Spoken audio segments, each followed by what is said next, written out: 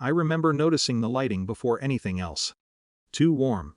It made everything look softer than it was. The kind of lighting that forgives people a little too easily. 5 years, and I had learned how to sit in rooms like that, half turned toward him, smiling at the right intervals, letting his version of us lead. It wasn't submission exactly. It was efficiency. Fewer corrections meant fewer arguments later. He liked to host. Or rather, he liked to be seen hosting.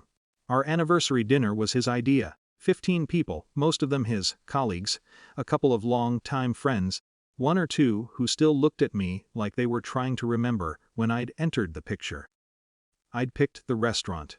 He'd picked the guest list. It felt balanced, on paper. I knew the rhythm of these nights.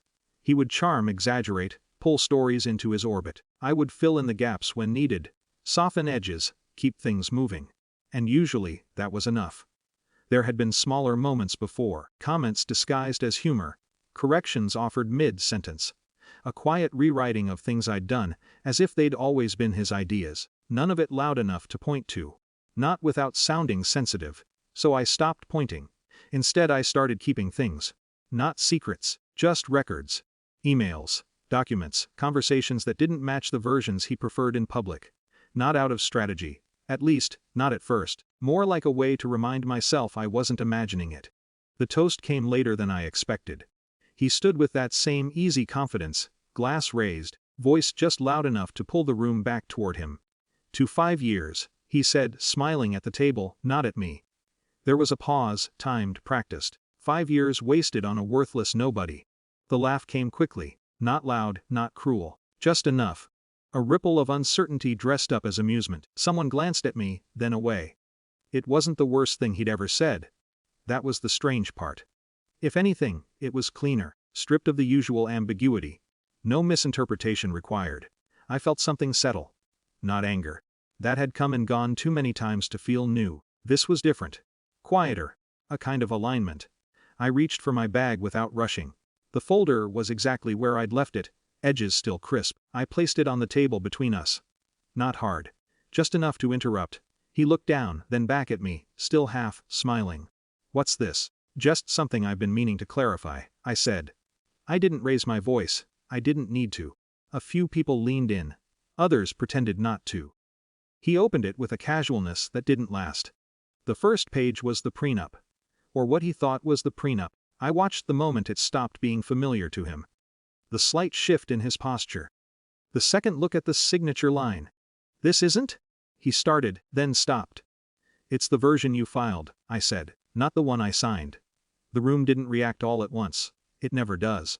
It happens in fragments, a fork set down, a chair adjusted, someone choosing silence over laughter this time. You're joking, he said, but there was no humor in it. I'm not. He flipped through the pages faster now, looking for something to anchor himself.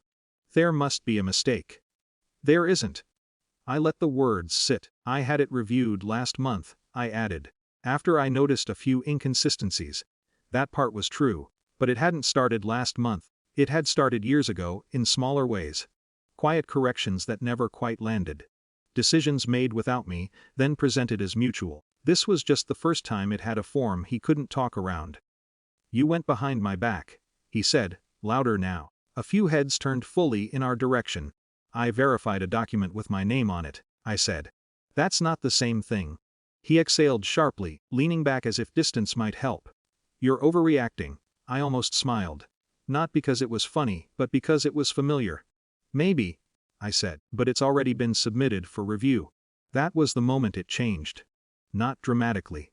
Not all at once, but something in the room shifted when they understood this wasn't contained between the two of us. Submitted where? Someone asked, too casually. I didn't look away from him. To my attorney, I said. And to the firm that handled the filing. I didn't need to say more than that. Authority doesn't have to be visible to be felt.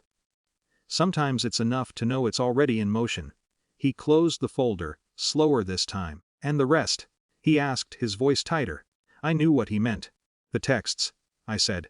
A flicker of something, annoyance, maybe, crossed his face. They're included, I said. With context.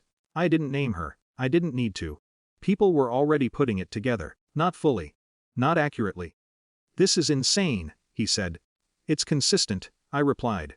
That was the closest I came to anything sharp. Silence settled over the table in a way that felt heavier than any argument we'd ever had in private. No one laughed this time. I became aware of my hands resting calmly in front of me. Of my breathing, steady, unforced. I hadn't planned to do this here, not exactly. But when he said it, when he chose that moment, that phrasing, it stopped being something to manage quietly. It became something to end clearly. I'm not doing this now, he said, standing up. You already did, I said, not unkindly. He hesitated, like he wanted to say something else. Something that might pull the room back to him. But there wasn't anything left that would work. He left, without finishing his drink. The door closed behind him with less force than I expected. No one spoke immediately. Then, slowly, conversation returned, but not around me. Around the absence he'd created. I didn't stay much longer. I thanked the staff. I paid the bill, my half exactly.